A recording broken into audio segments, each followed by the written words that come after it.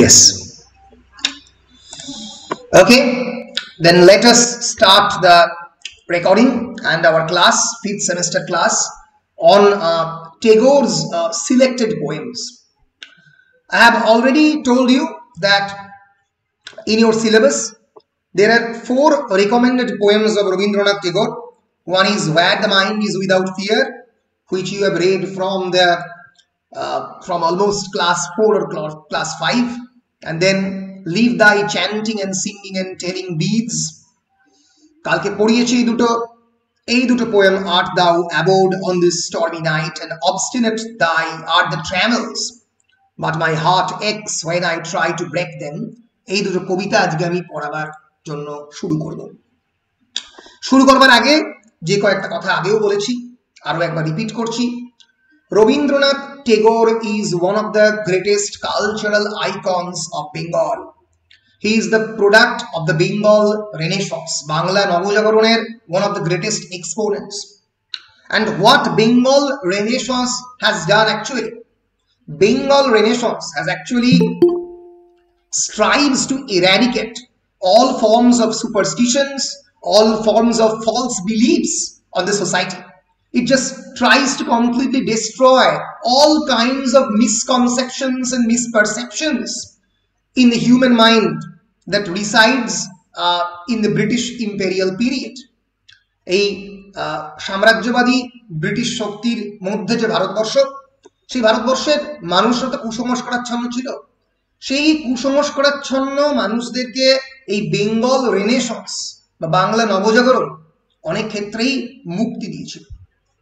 Without Bengal renaissance আজকে আমরা জানিও না, যেমন without renaissance we really don't know that whether Europe has actually excelled or not. NAISSANCE.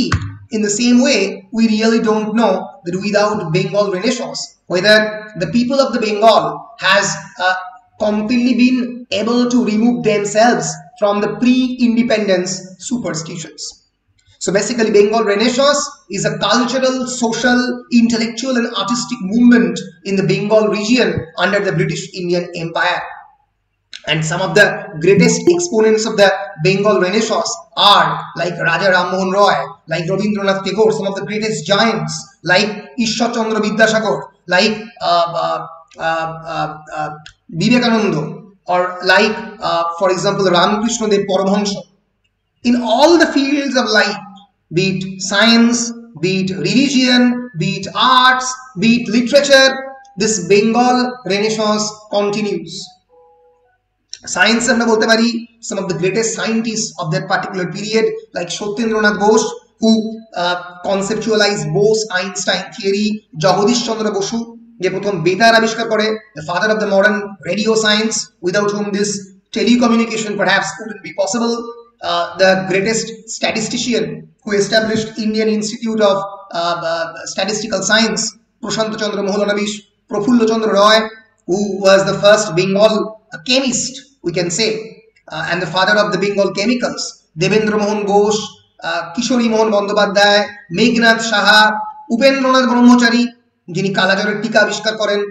সায়েন্সে, মডার্ন সায়েন্সের জন্ম হচ্ছে সেই প্রথম। তাহলে বুঝতে পারছো সেই সময়, যে সময়ে মানুষের মধ্যে বিজ্ঞান চেতনা, বাঙালিদের মধ্যে বিজ্ঞান চেতনা প্রথমবারের জন্য নাড়িয়ে দিয়ে যাওয়ার চেষ্টা করছে এই বেঙ্গল রেনেসাঁস, এই সময় কিন্তু রবীন্দ্রনাথের জন্ম। এবং আমি বারবার বলছি, রবীন্দ্রনাথের এই যে সমস্ত লেখা, এই যে the overview of Rabindranath, it is strongly based on the foundation of the science. Rabindranath কিন্তু ভীষণভাবেই যে কোনো ধরনের লোকাচার, আচার, বিচার, কুসংস্কার এগুলোর বিপক্ষে সারা জীবন লিখেছেন। রবীন্দ্রনাথের লেখার মধ্যে একটা ইন্টারন্যাশনাল ফ্লেভার, আন্তর্জাতিকতাবাদকে এমব্রেস করার একটা প্রচেষ্টা খুব ভীষণভাবেই ছিল। যে কথা বিবেকানন্দ বলে গেছেন, জীবে প্রেম করে জন সেই জন সেবিচেশ্বর, রবীন্দ্রনাথের ঠাকুর পরিবার চিরকালই এই ধারণায় বিশ্বাস করেছে, rather than on the concept of a divine entity through a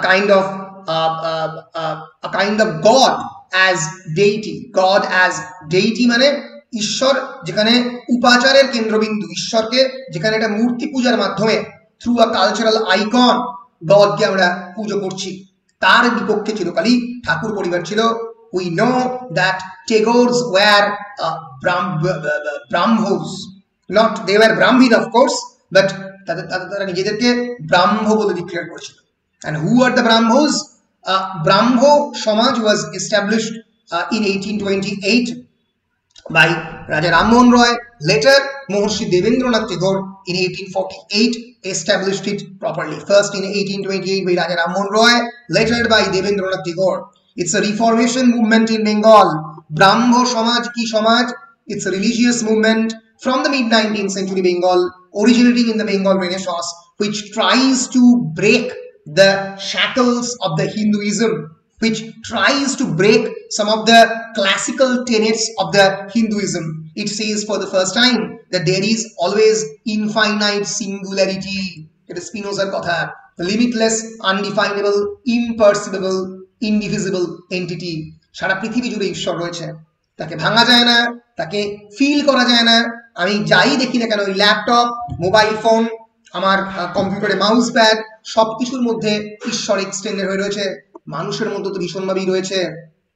কালকে যে কবিতা আমি পড়ার চেষ্টা করেছিলাম তোমাদের সঙ্গে, সেই কবিতাতেও বলেছি, আবারও বলছি, রবীন্দ্রনাথ কিন্তু কোনো নির্দিষ্ট রিলিজিয়নের ঈশ্বরে বিশ্বাস করতেন না। উনি বলতেন না যে মুসলিম গড আলাদা, খ্রিস্টান গড আলাদা, হিন্দু গড আলাদা। উনি বিশ্বাস করতেন that being is created from the singularity, যেটা রবীন্দ্রনাথের জীবন দেবতার কনসেপ্ট। জীবনই হচ্ছে দেবতা। A singular extension, the world is one.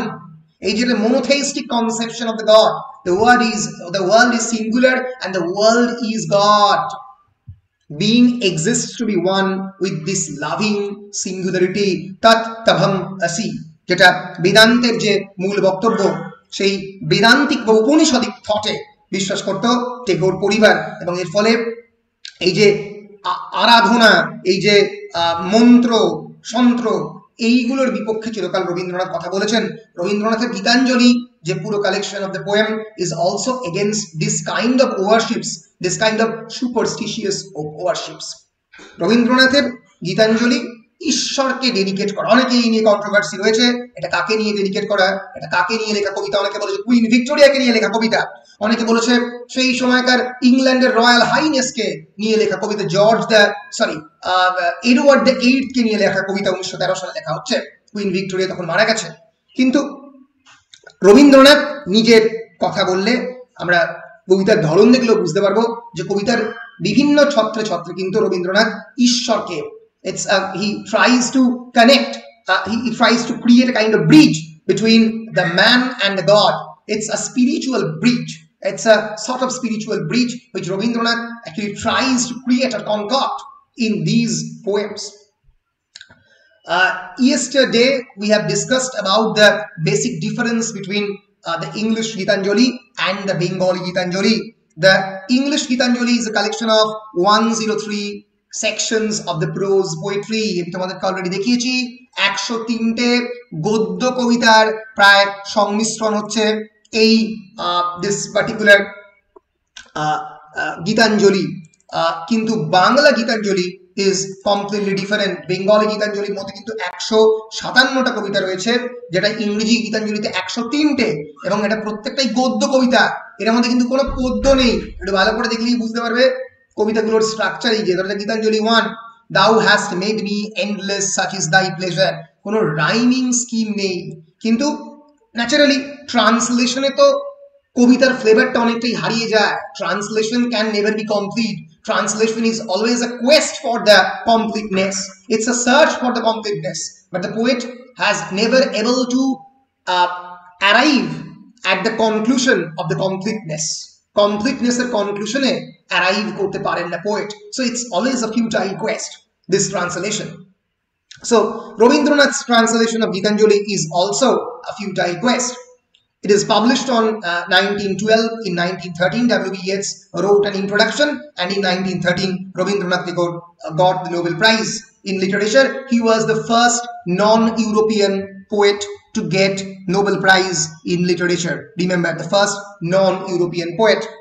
Tagore's Bengali anthology of the Gitanjali comprises 157 short poems known as song offerings, যার মধ্যে মাত্র 53টা ইংলিশ কালেকশনে গিয়েছিল। Out of the 103 poems of song offerings, only 53 are from the original Bengali Gitanjali. The remaining 50 poems have been translated from titles like Noibedya, Oblation, Khea or Voyage, and Gitimallo, that is Garland of Songs. আমি আগেই বলেছি এই তিনটে থেকে নেওয়া হয়েছে। গীতাঞ্জলি কি নিয়ে? Gitanjali is about a spiritual quest for the divine, a spiritual quest for the divine. It's a search for the divine entity. যে divine entity কে ধরা যায় না, ছোঁয়া যায় না, যাকে পারসিভ করে যাকে বলা যায় না এই হচ্ছে ঈশ্বর, যায় না। For the supreme power of the Almighty God in all the guiding force of nature and human life, which I called, or which the philosophical principle calls as pantheism. Pantheism is the belief that reality is identical with divinity. Reality, আমাদের বাস্তব, is identical with ঈশ্বর। বাস্তবের চারিদিকটা ঈশ্বর। আমি আগের দিন গল্প করছিলাম, আমি যখন একবার দিশা নার্সিংহোমে আমার চোখ দেখাতে গিয়েছিলাম, দিশা নার্সিংহোমের সামনে একটা বিরাট বড় পাথরের মূর্তি ছিল এবং সেখানে লেখা ছিল that this is an icon of stone and this stone icon will be transformed into a god only and only if you transform your lethargy into labor. যখন তুমি তোমার যে লেথার্জি, তোমার মধ্যে যে ল্যাক অফ এনার্জি, তাকে যখন তুমি লেবারে ট্রান্সফর্ম করবে, কায়িক শ্রমে ট্রান্সফর্ম করবে, তখন এই পাথরের মূর্তি ভগবান হবে। তার আগে অবধি পাথরের মূর্তি থেকে যাবে। তাহলে রবীন্দ্রনাথ এই পাথরের মূর্তিতে বিশ্বাস করতো না। রবীন্দ্রনাথ বিশ্বাস করতো প্রকৃতির মধ্যে ঈশ্বর রয়েছে, জীবের মধ্যে ঈশ্বর রয়েছে। তিনি কোনো অ্যানথ্রোপোমরফিক বা পার্সোনাল গড এই বিশ্বাস করতেন না। অ্যানথ্রোপোমরফিক মানে অ্যাট্রিবিউটিং some sort of divine quality to the nature, to the animal and other things, যেটা অনেক সময় দেখা যায় যে অ্যানিমেলের মধ্যে গড দেখি, মা মনসা বা ইত্যাদি ইত্যাদি। কিন্তু generally Rabindranath believes in this one term. Pan means all and theism means divinity or worship. So এই pantheism, এই ওয়েস্টার্ন pantheism থেকে কিন্তু রবীন্দ্রনাথের জীবন দেবতার কনসেপ্ট ডিরাইভ করেছে, আমরা এটুকু বলতেই পারি। আমি আগের দিন যে পোয়েমটা তোমাদেরকে পড়িয়েছিলাম, আগে আমি বাংলাটা পোয়েমটা পড়াচ্ছি, তারপরে ইংরেজিটা পড়াচ্ছি। সো সেইটা দিয়েই আমি রবীন্দ্রনাথের ফিলোসফিটা তোমাদেরকে একটু ভালো করে বুঝিয়ে দিয়ে নেক্সট পোয়েমে যেতে চাই। রবীন্দ্রনাথ কি ধরনের ফিলোসফিকে এমব্রেস করার চেষ্টা করেছেন। পোয়েম নাম্বার 11, যেখানে তিনি বলছেন ভজন পূজন সাধন আরাধনা সমস্ত থাক পড়ে, এগুলো থাক পড়ে। উনি বলছেন leave this chanting and singing and telling of the beads. Beads মানে জপমালা, যেটা দিয়ে জপ করে, যেটা দিয়ে যারা পুরোহিত, যারা প্রিস্ট, যারা জপ করে, এগুলো পড়ে থাক। রুদ্ধদ্বারে দেবালয়ের কোণে কেন আছিস ওরে? কেন পড়ে আছিস দেবালয়ের কোণে? অন্ধকারে লুকিয়ে আপন মনে কাহারে তুই পুজিস সঙ্গোপনে।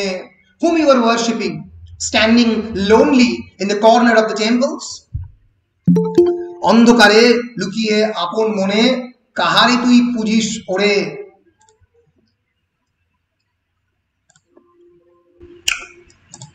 নয়ন মেলে দেখ তুই চেয়ে দেবতা নাই ঘরে। The God is not residing in the temple. উনি বলছেন কোথায় আছে ভগবান? তিনি গেছেন যেথায় মাটি ভেঙে করছে চাষ, যেখানে চাষি চাষ করছে সেখানে ঈশ্বর রয়েছেন। পাথর ভেঙে কাটছে যেথায় পথ, খাটছে 12 মাস। So in order to discover God, you have to go to the fields. রৌদ্রে জলে আছেন সবার সাথে, ধুলা তাহার লেগেছে 2 হাতে। ঈশ্বরের হাতেও ধুলা লেগেছে। তারই মতন সূচি বসন ছাড়ি আয়রে ধুলার পরে। ভিতর সূচি বসন, যারা প্রিস্ট, তারা তো সকালবেলায় চান করে নিজেকে শুদ্ধ করে পিউরিটির খোঁজে গিয়ে টেম্পলে বসেন। বলছে সূচি বসন ছাড়, এসে ধুলায় হাত দুটো মাখ। ইন্ডিয়ান ফিলোসফিতে যেটাকে সবসময় বলা হয় মোক্ষ আর মোক্ষ, তাকেই রবীন্দ্রনাথ বলছে মুক্তি। বলছে মুক্তি, ওরে মুক্তি কোথায় পাবি? মুক্তি কোথায় আছে? আপনি প্রভু সৃষ্টি বাঁধন করে বাঁধা সবার কাছে। রাখরে ধ্যান, রাখরে ফুলের ডালি, ছিড়ুক বস্ত্র লাগুক ধুলোবালি। কর্মযোগে তার সাথে এক হয়ে ঘর্ম পড়ুক ঝরে। ফলে ডেলিভারেন্স, রবীন্দ্রনাথের ইংলিশ ট্রান্সলেশনে এটাকে ডেলিভারেন্স বলেছে। Deliverance, where is this deliverance to be found? কোথায় পাবো মুক্তি? বলছে মুক্তি নেই, ফালতু কথা। আমাদের যে জ্ঞান যোগ এবং ভক্তি যোগ এবং কর্মযোগ, তিনটে যোগের কথা ইন্ডিয়ান ফিলোসফিতে বলেছে, সেই যোগের মধ্যে তিনি কর্মযোগকে এমব্রেস করছেন, মুক্তি যোগ বা জ্ঞান যোগকে নয়। বলছেন মোক্ষ বা মুক্তি ওরকম ভাবে মুক্তি পাওয়া যায় না, দেহ থেকে আত্মা পৃথক হলেই যে মুক্তি বলি, সেই মুক্তি আমি জানি না কোনোদিন পাবো কিনা। কিন্তু এই পৃথিবীতে প্রভু সৃষ্টি বাঁধন করে, বাঁধা সবার কাছে, এই পৃথিবীতেই প্রভু আছেন সৃষ্টি বাঁধনে। তিনিও যেরকম ভাবে পরিশ্রম করে পৃথিবী তৈরি করেছেন, তারা চায় যে বস্ত্র ছিঁড়ে ধুলো বালি লেগে কর্মযোগে একসঙ্গে আমরা এই পৃথিবীকে আরো সুন্দর করতে নিজেদেরকে নিয়োজিত করি। আমরা যদি সার্চ করি গুগলে অ্যাবাউট কর্মযোগ, KRMAYOGA,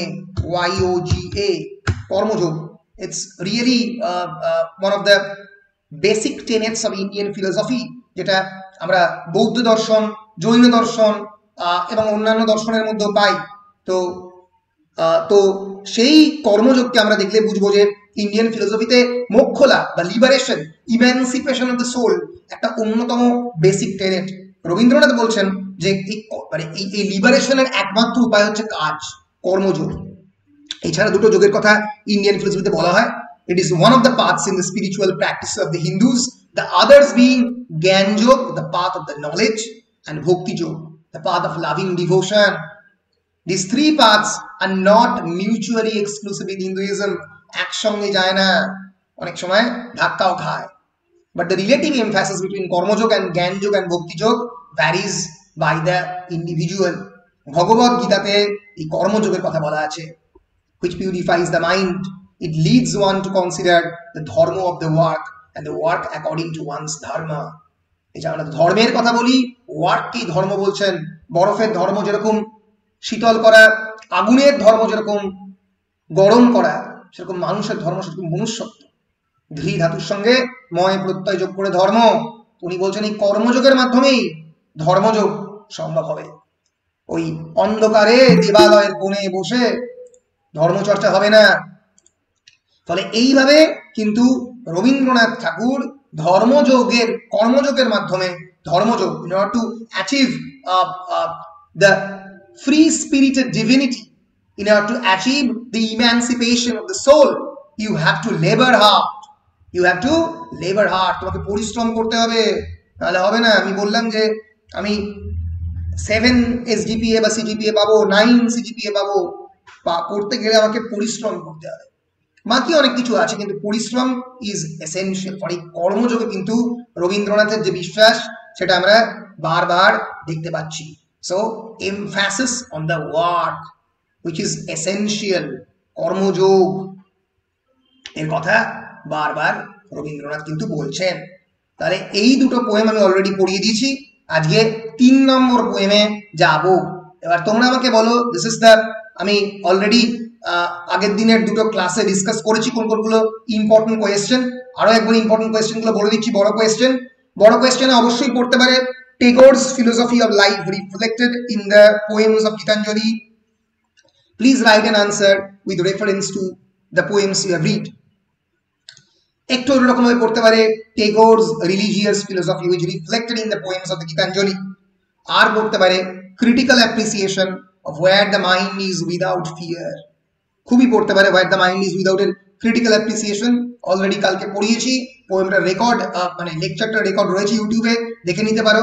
এছাড়াও পড়তে পারে critical appreciation of the poem number 11, অথবা how in the poem number 11 of the Gitanjali the poet propounds against the ritualistic practice of religion, of Hindu religion. এই আচার বিচারের কথা কিভাবে ফেলে রেখে এগোতে হবে। পোয়েম নাম্বার 11 এবং where the mind is without fear is really important. এছাড়াও গীতাঞ্জলির যে পোয়েম নাম্বার 23, যেখানে লাভ অ্যান্ড কম্পেনিয়নশিপের কথা বলা হচ্ছে, আমরা পড়তে যাব। বাংলা কবিতায় যেটা জড়ায় আছে বাঁধা ছাড়াই যেতে চাই, সরি, বাংলা কবিতা যেটা হচ্ছে আজি ঝড়ের রাতে তোমার অভিসার, যেটা বিখ্যাত কবিতা, তো বিখ্যাত গানও বটে, তো সেটারও ক্রিটিক্যাল অ্যাপ্রিসিয়েশন পড়ে। 5 নম্বরের প্রশ্ন টেক্সট থেকে ভিন্নভাবে পড়তে পারে। আমি একটা লিস্ট করে দিয়েছি, অনেকগুলোর উত্তরও দিয়েছি, একটু নিজের মতো করে দেখে নেবে। ঠিক আছে, তাহলে আমি শুরু করছি আজকে আমার 3 নম্বর পোয়েম। আজকেই দুটো পোয়েম পড়িয়ে দেবো। সেটা হচ্ছে আর্ট দাউ aboard on this stormy night on the journey of love. এটা তাহলে শুরু করছি। বলো তোমাদের মানে ইন জেনারেল যারা নতুন ক্লাসটা করলে রবীন্দ্রনাথ বা গীতাঞ্জলি নিয়ে কোনো প্রশ্ন আছে কিনা, তাহলে করো যদি কোনো প্রশ্ন থাকে।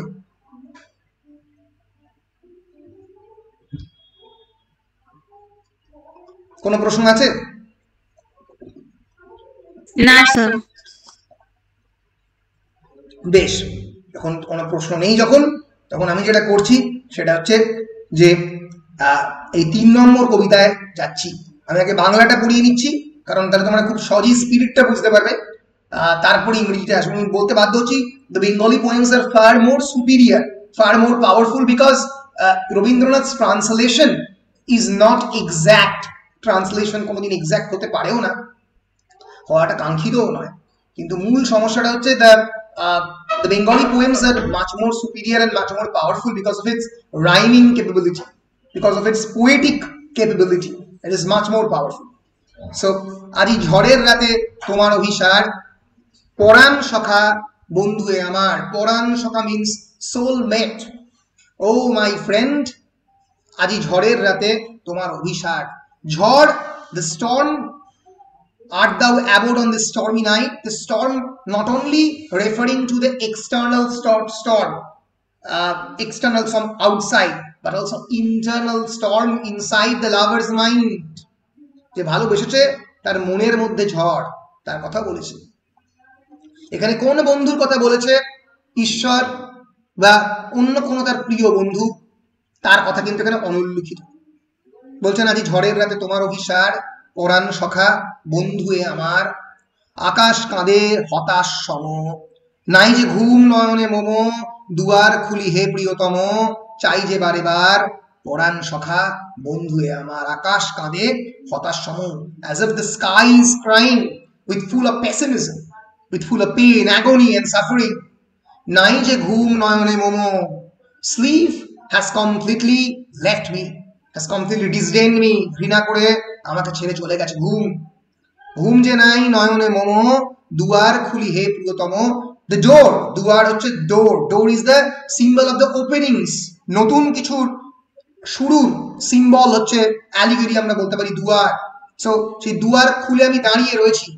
By opening the doors, I'm waiting for you. Door is also a symbol for waiting, অপেক্ষা, কারোর জন্য অপেক্ষা। দুয়ার খুলি হে প্রিয়তম, চাই যে বারে বার। পরাণ সখা বন্ধুয়ে আমার। পরাণ সখা বন্ধুয়ে আমার is a recurrent phase, it's a refrain. বারবার বলছেন এই পরাণ সখা বন্ধু যে কে, এবং ঝড়ের রাতে কাহার সাথে অভিসারে বেরোবেন কবি, সেটা কিন্তু অনুল্লিখিত। It can be friend, it can be soulmate, it can be God, it can be any of the poet's close companions. বাহিরে কিছু দেখিতে না পাই, নাহি পাই তোমার পথ কোথায় ভাবি তাই।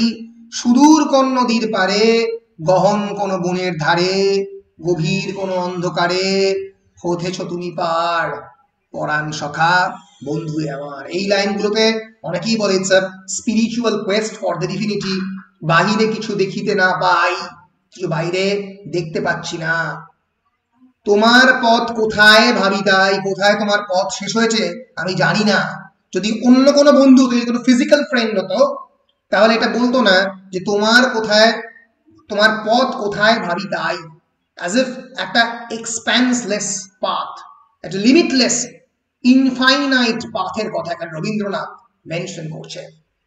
সুদূর কোন নদীর পারে, হয়তো অনেক দূরে কোন নদীর পারে তুমি রয়েছো, গহন কোনো বনের ধারে অথবা বনে, নদীতে বা বনে, গভীর কোনো অন্ধকারে অথবা অন্ধকারে। এই যে ইমেজারি গুলো, be it river or be it wilderness, that is forest, or be it darkness, all these imageries has been associated with God, because biblical ইমেজারিতে বা ইন্ডিয়ান হিন্দুইস্টিক ইমেজারিতে ডার্কনেস বা কিয়স থেকেই কিন্তু কসমস ক্রিয়েটেড হয়েছে। ঈশ্বর কিন্তু অন্ধকার থেকে পৃথিবীকে তৈরি করেছেন। গহন কোনো বনের ধারে, ওয়াইল্ডনেস বা ফরেস্ট, আগে ক্রিয়েট করেছিলেন নদী, তারপরে বন। ঈশ্বর বলা হয় হতেছ তুমি পার, হয়তো সেখান দিয়ে তুমি পার হচ্ছ। পরাণ সখা হে বন্ধু আমার। সো এই দিয়ে এই পোয়েমটা শেষ হচ্ছে। আর এই ইংরেজি পোয়েমটা দিকে একটু দেখার চেষ্টা করি। Art thou abode on this stormy night, on thy journey of love, my friend? So art thou abode? Abroad মানে তোমরা কি তুমি কি বেরিয়ে পড়েছো? Abroad on this stormy night. It's a very stormy night. The storm is both referring to the internal storm and the external storm. On the journey of love. So it's basically a journey of love. ভালোবাসার জন্য একটা Quest. কিসের ভালোবাসা? Poet কিন্তু refer করেননি। The sky groans like one in despair. আকাশ যেন চিৎকার করছে, যেন গর্জন করছে। The one in despair. Despair means disappointment or disillusionment. হতাশায় আকাশ যেন চিৎকার করছে। I have no sleep tonight. I haven't slept tonight.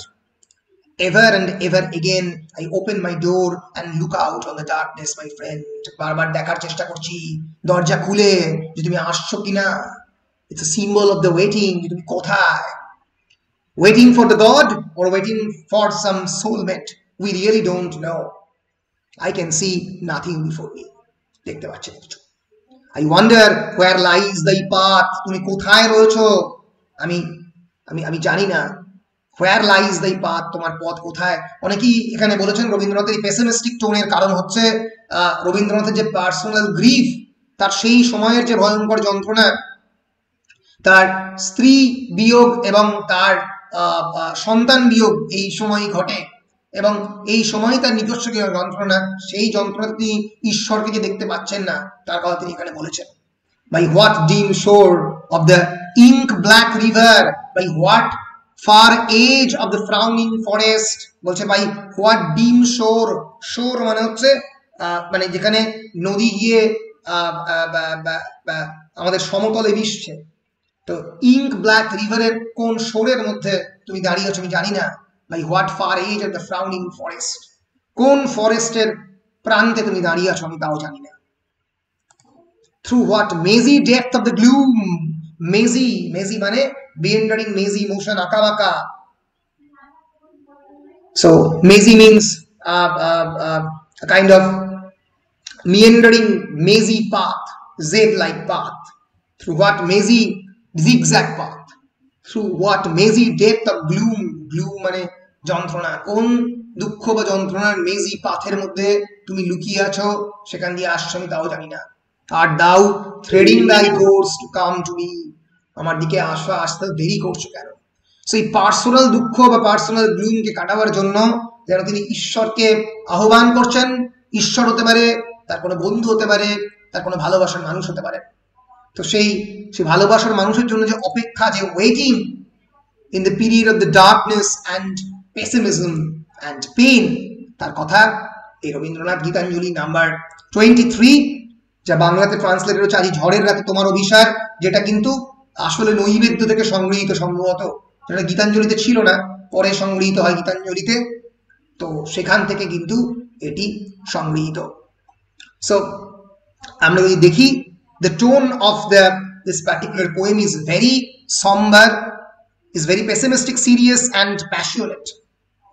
Here the speaker is concerned, questioning his friend as to why he is braving the stormy night to come to see him. And the speaker then says, because his friend is out there trying to come to see him, he will not rest until he sees his friend come home. যদি আমরা title দেখি তাহলে আমরা বুঝতে পারবো ঝড়ের রাতে তোমার অভিসার, my friend, তোমার means so much more than the physical relationship between the two, and shows the deep emotional attachment on both the ends of the relationship. Physicality পেরিয়ে প্রায় একটা মেটাফিজিক্যাল রিলেশনশিপের কথা এখানে পোয়েট বলেছেন। Friendship is the most important theme in this particular poem. Friendship, আমরা যদি friendship বলি তাহলে ফ্রেন্ডশিপ, আমরা যদি কম্প্যানিয়নশিপ বলি তাহলে companionship is the most important thing in the world, and with two people together in a deep friendship, nothing, not even nature, can keep them apart. প্রকৃতিও দুজনকে সরাতে একে অপরের সঙ্গে পারবে না। কারণ লেখক বলছেন যে চারিদিকে একটা গ্লুম অ্যান্ড ডেসপেয়ার, ফরেস্টের মধ্যে ব্ল্যাক রিভার, সবই যেন কনস্পায়ার করছে আমাদের এগেনস্টে, কিন্তু তাও আমরা মিট করব। এই যে ভয়ঙ্কর আকুতি, এই যে ভয়ঙ্কর ইচ্ছা, তার কথা এই পোয়েমের মধ্যে ক্লিয়ারলি রিফ্লেক্টেড। সো এই হচ্ছে আদি ঝড়ের রাতে তোমার Abhisar, poem number 23 of Gitanjali. বলো কোনো প্রশ্ন? Any questions regarding the poem? সহজ পোয়েম, করে কঠিন পোয়েম নয়। স্যার মিয়েন্ডার বলতে বাকি মিয়েন্ডারটা বললেন? কি বলছো আরেকবার? মিয়েন্ডার, মিয়েন্ডার বলতে কুবলা খানের মিয়েন্ডারিং মেজি মোশন। হ্যাঁ, ও আচ্ছা আচ্ছা, সরি। মিয়েন্ডার, MEANDR, মিয়েন্ডারিং মেজি মোশন বলতে যে মেজি মোশন গুলো মানে জিগজ্যাগ যাচ্ছে, সেই নদীর কথা ডেসক্রাইব করছেন। হ্যাঁ, আরেকজন কেউ কিছু বলছিলেন? সৃজনী, এখানে তো জীবন দেবতাকে খোঁজার কথা বলছেন। কি কি কি কি কার কথা বলছেন? জীবন দেবতা বলছো? হ্যাঁ, মানে এখানে বিভিন্ন লেভেলে রবীন্দ্রনাথ ঠিক চারটা কবিতার মধ্যে তিনটে কবিতার স্পিরিচুয়ালি কথা বলেছেন। Right right. জীবন দেবতাকে খোঁজার কথা বলেছেন, উনি কি জীবন দেবতার জন্য অপেক্ষা করছেন? অ্যাবসলিউটলি, এখানে উনি জীবন দেবতার জন্য অপেক্ষা করছেন, এবং এই পার্টিকুলার পোয়েমের মধ্যে উনি জীবন দেবতার কনসেপ্টকেই গ্লোরিফাই করার চেষ্টা করেছেন। আমরা যদি দেখি রবীন্দ্রনাথের কনসেপ্ট অফ জীবন দেবতা, তাহলে আমরা বুঝতে পারবো যে হোয়াট ইজ জীবন দেবতা। জীবন দেবতা is basically his principle of combining creativity with spirituality. তার যে creativity means through poem or through drama, তাই দিয়ে যে সৃষ্টিশীলতা, তার সঙ্গে তিনি স্পিরিচুয়ালিটি বা আধ্যাত্মিকতা, ঈশ্বর এবং সৃষ্টি দুটো তো একই সঙ্গে যায়, কারণ ঈশ্বরও সৃষ্টি করে। কিন্তু মানুষ যখন কিছু সৃষ্টি করে, তার সঙ্গে ঐশ্বরিক সৃষ্টি একসঙ্গে নাও যেতে পারে, কারণ পোয়েটিক ক্রিয়েশনের সঙ্গে যারা যুক্ত কবি সাহিত্যিক, তার ঈশ্বরে বিশ্বাস নাও করতে পারে। কিন্তু এখানে রবীন্দ্রনাথের বলো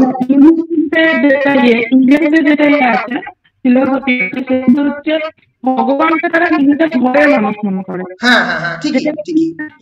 নেই তো যখন একটা জায়গায় করতাম ইটালি বলেই কেন দিল, ইটালি কেন থাকলো, তো মানে ওদের ধারণা থেকে আমাদের সহজ বলে। হ্যাঁ হ্যাঁ ঠিকই। ওয়েস্টার্ন কনসেপশন অফ গড থেকে ইন্ডিয়ান কনসেপশন অফ গড অনেকটা আলাদা, কারণ ভারতীয় ইন্ডিয়ান কনসেপশন অফ গড বা হিন্দুইস্টিক গড বলে, যেটা শতাব্দী বলছে যে অনেকটাই আমাদের ঘরের মানুষ। আমরা শিবকে বা ব্রহ্মাকে, অন্যান্য মানুষকে নিজেদের ঘরের মানুষ বলে কল্পনা করে নিয়েছি। কিন্তু রবীন্দ্রনাথের জীবন দেবতার কনসেপ্ট কিন্তু এই ক্রিয়েটিভিটি এবং স্পিরিচুয়ালিটিকে মেলাবার চেষ্টা করেছেন।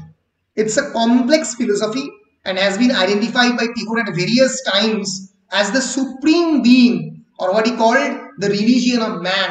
Tagore কিন্তু সবসময় রিলিজিয়ন অফ ম্যান, মানুষ মানব ধর্মের কথা তিনি বারবার বলেছেন। এর ফলে হ্যাঁ বলো শতাব্দী, বলো। হ্যাঁ, কাজের মাধ্যমেই এই ওয়ার্ল্ড অফ ক্রিয়েশনকে মধ্যে একটা ক্রিয়েটিভ এনার্জি উনি জেনারেট করতে বলেছেন। ক্রিয়েটিভ এনার্জি, এটা ম্যান এন্ড গডকে একটা জায়গায় আনবেন, এইটাই রবীন্দ্রনাথের কনসেপশন অফ জীবন দেবতা। সো জীবনই যেখানে দেবতা, লাইফকেই যেখানে হিউম্যান লাইফকে with full of creativity and spirituality, তাকে দেবতা জ্ঞানে পুজো করা যেখানে হচ্ছে।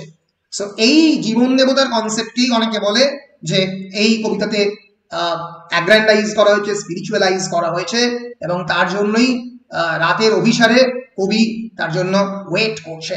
তো সেটাই এই কবিতার মধ্যে রিফ্লেক্টেড। হ্যাঁ হ্যাঁ, এই কবিতা ঝড়ের অভিসারে ওইটা তো মিল আছে,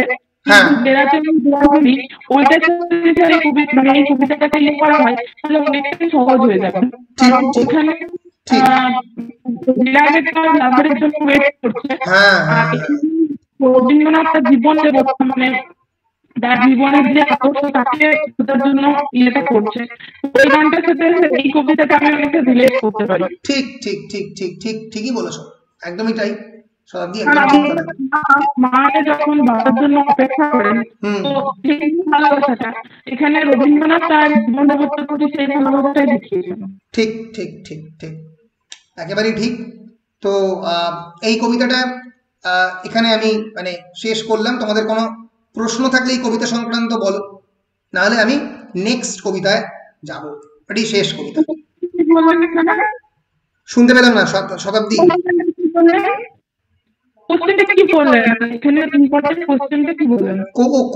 কোয়েশ্চেন যেটা বললাম সেটা হচ্ছে the theme of the spirituality, the theme of the love and friendship which has been propounded in this particular poem.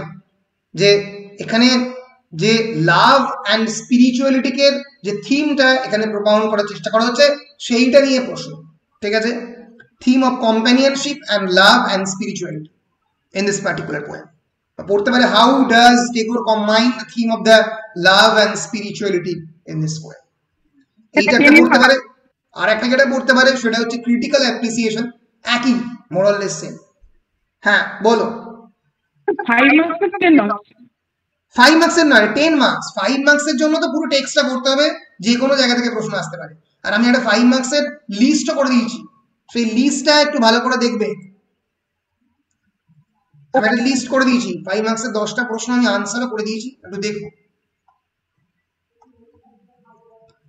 বেশ, তাহলে আমি গীতাঞ্জলি পোয়েম নাম্বার 28 বা জড়ায় আছে বাঁধা ছাড়াই যেতে চাই, সেটার দিকে একটু নজর রাখতে চাই। শুরু করব, বলো। শুরু করছি তাহলে। বেশ, জড়ায় আছে বাঁধা ছাড়াই যেতে চাই, ছাড়াতে গেলে ব্যথা বাজে, মুক্তি চাহিবারে তোমার কাছে যাই, চাহিতে গেলে মরি লাজে। Here the poet is talking about a kind of attachment. Badha, obstacle. জড়ায় আছে বাঁধা, sort of attachment as obstacle. আমাদের যে প্রত্যেক দিনের জীবনের মধ্যে যে মানে একে অপরের সঙ্গে অ্যাটাচ হয়ে থাকা যে বিভিন্ন আমাদের অবস্ট্যাকল, এই অবস্ট্যাকল তৈরি হয় আমাদের সাংসারিক জীবনে একে অপরের প্রতি ইমোশনাল বন্ডিং এর ফলে। আমার মায়ের প্রতি টান, আমার সংসারের প্রতি টান, আমার স্ত্রীর প্রতি ভালোবাসা, এই যে আমাদের প্রত্যেক দিনের সংসারে যে জড়িয়ে থাকা বাঁধা, এগুলো ছাড়াই যেতে চাই, এগুলো ছাড়িয়ে কবি যেতে চলেছেন।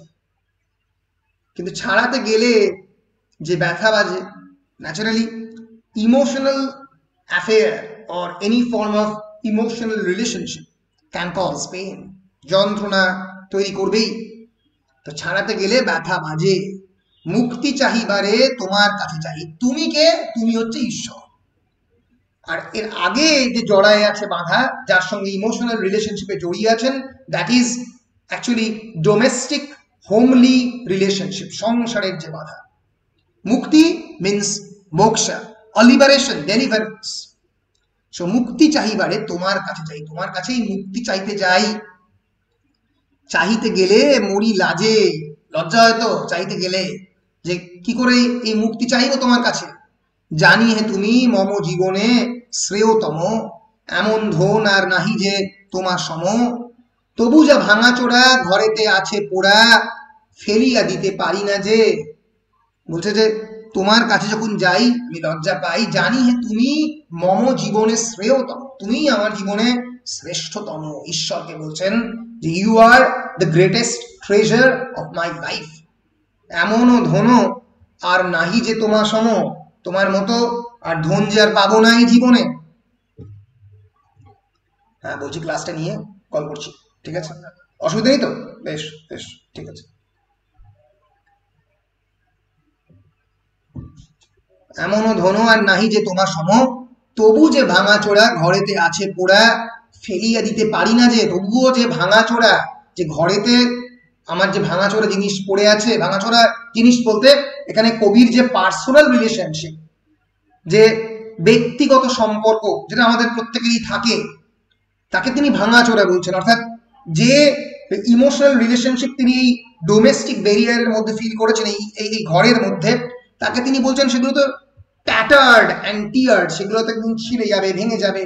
তোমার জন্য আমার ভালোবাসা ঈশ্বরের জন্য সারা জীবন থেকে যাবে, কিন্তু এই ভাঙাচোরা যে জিনিসগুলো ঘরে আছে পোড়া, সেগুলো তো ফেলে দিতে পারি না, সেগুলো তো আই কান্ট রিজেক্ট।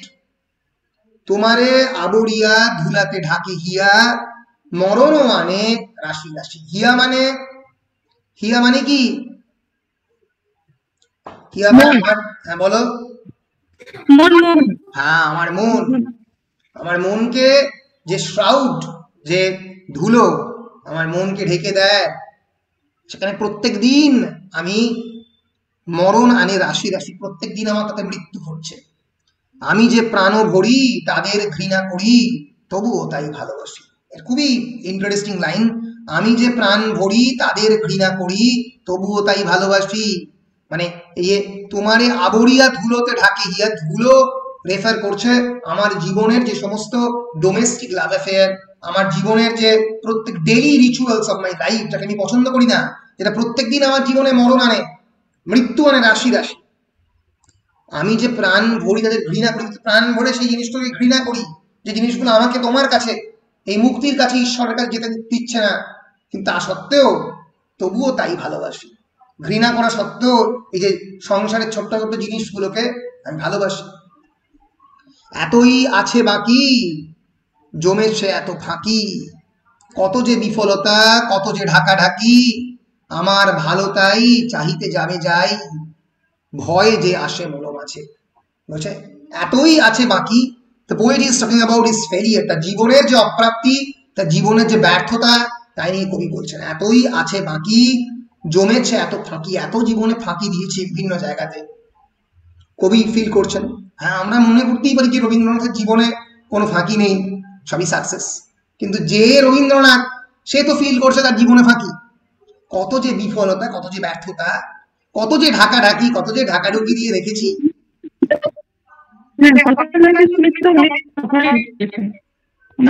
শুনতে পাচ্ছি না শতাব্দী।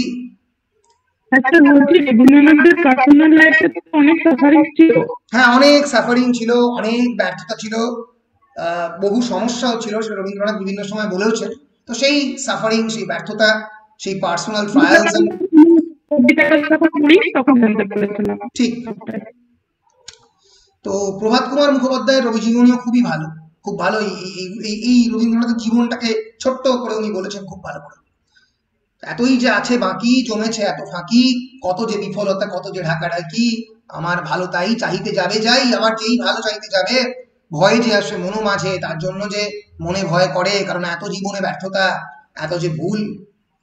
সো যদি আমরা ইংলিশ কবিতার দিকে দেখি, তাহলে দেখবো অবস্টিনেট আর দ্য ট্র্যামেলস। ট্র্যামেল মানে কি জানো? ট্র্যামেল মানে হচ্ছে restriction that tries to create obstacle in front of any action. কোনো একটা কর্মের মাঝে যে সমস্ত রেস্ট্রিকশন বা ব্যথা, তাকে ট্র্যামেল বলে। Yes, trammel means restriction or impediments to freedom of action. স্বাধীনভাবে কর্মচিন্তার পাশে যে সমস্ত যেগুলো বাধা বিপত্তি হয়ে দাঁড়ায়। অবস্টিনেট মানে হচ্ছে গোয়ার, অবস্টিনেট মানে হচ্ছে যে কোনো একটা কাজে, মানে যাকে জোর করে রাখা হয়েছে। Stubbornly refusing to change one's opinion, যে নিজের ওপিনিয়ন কিছুতেই চেঞ্জ করবে না। Stubborn, headstrong, very much wilful, unyielding, যাকে চেঞ্জ করা যায় না। সো এখানে কবি বলছেন অবস্টিনেট আর দ্য ট্র্যামেলস, বাধা বিপত্তিগুলো অবস্টিনেট। এবার যেই ইংরেজিটা পড়বে দেখবে যে বাংলার যে স্পন্টেনিটি, যে ছন্দপ্রিয়তা, যে স্বতঃস্ফূর্ততা, সেটা কিন্তু ইংরেজি কবিতার মধ্যে মিশে। Obstinate are the trammels, but my heart aches. Ache মানে aching of the heart, মানে আমার হৃদয়ে যন্ত্রণা হয়। Ache suggesting the pain, yes. But my heart aches when I try to break them. এই যে ট্র্যামেল গুলো, এই যে রেস্ট্রিকশন গুলোকে যখন আমি, ইম্পেডিমেন্ট গুলোকে যখন আমি ভাঙতে চাই, তখনই আমার হৃদয়ের মধ্যে যন্ত্রণা হয়। Freedom is all I want, শুধুমাত্র স্বাধীনতাই আমি চাই। But to hope for all for it I feel ashamed, কিন্তু এই স্বাধীনতা চাইতে গিয়ে আমি খুবই লজ্জা বোধ করি। I am certain that priceless wealth is in thee, আমি জানি ঈশ্বরকে বলছে যে তোমার মধ্যে priceless wealth আছে, and that thou art my best friend, এবং তুমি আমার সবথেকে শ্রেষ্ঠ বন্ধু। But I have not the heart to sweep away the tinsel that fills my room. Tinsel মানে এই ছোট্ট ছোট্ট জিনিসপত্র যেগুলো আমার ঘরে রয়েছে, অর্থাৎ আমার যে ডোমেস্টিক অ্যাফেয়ার, আমার যে নিজস্ব পার্সোনাল রিলেশনশিপ, আমার নিজস্ব যে সম্পর্ক বাড়ির মধ্যে, তাকে তো আমি ফেলে দিতে পারি না। The shroud that covers me is a shroud of dust and death. Shroud may refer to the to the physical beauty of the poet, to the physicality of the poet, যে দেহ আমাকে ঘিরে রয়েছে, যে শ্রাউপ, যে আবরিয়া, আমার যে আবরণ আমাকে ঢেকে রেখেছে, covers me is dust and death, মৃত্যুর এবং ধুলো এবং মৃত্যু হিউম্যান স্কিন কে রেফার করছে। I hate yet hug it in love, আমি সব ছেড়ে তোমাকে জড়িয়ে ধরতে চাই। My debts are large, আমার যে ঋণ সত্যি বিরাট তোমার প্রতি। My failures great, আমার জীবনে ব্যর্থতাও প্রচুর। My shame secret, এবং আমার যে এই ব্যর্থতার পরে যে লজ্জা সেটা সিক্রেট, সেটা সবার সামনে রাখার জন্য নয়। And heavy, ভারী। Yet when I come to ask for my good, I quake in fear lest my prayer be granted, কিন্তু যখনই আমি আমার নিজের ভালোর জন্য তোমার কাছে আসি, তোমার কাছে চাইতে আসি, আমি ভয়ে কাঁপি, কারণ কোনোদিন আমার প্রেয়ার মানে আমার যে ইচ্ছা তুমি গ্রান্ট করে না দাও, অর্থাৎ মানে যদি তুমি গ্রান্ট করে দাও তাহলে আমি তো তোমার এই ধরনের মানে প্রেয়ার গ্রান্ট করার পাত্র নই, আমি তো ব্যর্থ একজন মানুষ। তুমি গ্রান্ট করে দিলে আমার জীবন সাকসেসফুল হবে, কিন্তু সেটা চাইতেও আমি ভয় পাই। ফলে এখানে রবীন্দ্রনাথ নিজের জীবনের ব্যর্থতা এইগুলোকে সব মানে সামনে উন্মুক্ত করে রেখে ঈশ্বরের কাছে প্রার্থনা করছেন যে তাকে যেন তার এই ঋণ থেকে, এই জগতের ঋণ থেকে তাকে মুক্ত করা হয়। জোড়ায় আছে বাঁধা, ছাড়াই যেতে চাই। থিম অফ স্যাক্রিফাইস এই পোয়েম থেকে পড়তে পারে। Theme of sacrifice and the theme of death, the theme of all kind of impediment, যেগুলো থেকে মুক্তি চান পোয়েট, সেটা কেমন ভাবে পোয়েম নাম্বার 28 রিফ্লেক্টেড হয়েছে। সো এই হচ্ছে poem number 28 by Rabindranath Tagore. Obstinate are the trammels, but my heart aches when I try to break them. রবীন্দ্রনাথের গীতাঞ্জলির প্রত্যেকটা পোয়েমেরই প্রথম লাইন দিয়ে সেই কবিতার হেডলাইন করা হয়েছে। সো ওই জন্যই জড়ায় আছে বাঁধা, ছাড়াই যেতে চাই। বলো কোনো প্রশ্ন রয়েছে কিনা পোয়েম নাম্বার 28 নিয়ে? Any questions regarding poem number 28?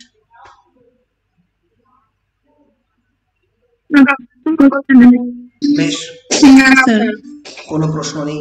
তাহলে কবিতা বলো দিশা বলো। এই কবিতাগুলো এত সুন্দর, মানে পড়লে তো ভালো তো লাগে, মানে বোঝাও যায়। হ্যাঁ, বোঝাও যায়। মানে রবীন্দ্রনাথের এই যে পোয়েমগুলো, যেগুলো মানে বিশেষ করে নিবেদ্য, বিশেষ করে গীতাঞ্জলি, বাংলা পোয়েম, সেগুলো সত্যি মানে এতই মানে পাওয়ারফুল যে তুমি একবার পড়লেই বুঝতে পারবে, and you can feel the spiritual connection। মানে তুমি সত্যি রবীন্দ্রনাথের যে মানে খুব ভীষণ ভাবে একজন মানুষ হিসেবে এগুলো লিখেছেন। মানে অনেক ক্ষেত্রেই অনেক কবি যেটা করেন যে নিজেকে একটা পেডেস্টালে বসিয়ে সেটা লেখেন, কিন্তু রবীন্দ্রনাথ এতটাই মানুষ হয়ে লিখেছেন যে তুমি তোমার নিজের লাইফের ক্রাইসিস, তোমার যে লাইফের ইম্পেডিমেন্ট, তোমার যে পার্সোনাল ক্রাইসিস, সেগুলোকে প্রত্যেকটাই রবীন্দ্রনাথের পোয়েম পড়ে ফিল করতে পারবে। রবীন্দ্রনাথের ক্রাইসিস এবং তোমার ক্রাইসিস যেন একটা তরঙ্গ দ্রাঘিমাতে মিলে যাচ্ছে, কোনো একটা অদৃশ্য ওয়েভ লেন্থে। Your crisis and Rabindranath personal crisis is almost meeting in the horizon. এটা যেন তুমি দেখতে পাচ্ছ তোমার চোখের সামনে। ফলে এইটাই রবীন্দ্রনাথের পোয়েমকে একটা ইটার্নাল ইউনিভার্সাল পোয়েমে ট্রান্সফর্ম করে বলে আমার মনে হয়েছে। অনেক বড় দার্শনিক তিনি, বিরাট বড় দার্শনিক, polymath, philosopher, writer, painter, spiritualist, সবকিছু। মানে সত্যি একজন polymath, truly multi talented and multi faceted personality, undoubtedly. তাহলে রবীন্দ্রনাথের গীতাঞ্জলি হয়ে গেল। তো আমরা যদি রিমেনিং টেক্সটের লিস্টটা আমরা খুলি, যে লিস্টটা আমাকে তোমরা শতাব্দী এবং আমাদের সৃজনী তৈরি করে দিয়েছিলেন, তো এই লিস্টে যদি আমরা খুলি তাহলে দেখতে পাবো রবীন্দ্রনাথের গীতাঞ্জলিটা আমরা শেষ করে ফেলার পরে আমাদের হাতে ডিটেল টেক্সট আর 3টে বাকি আছে।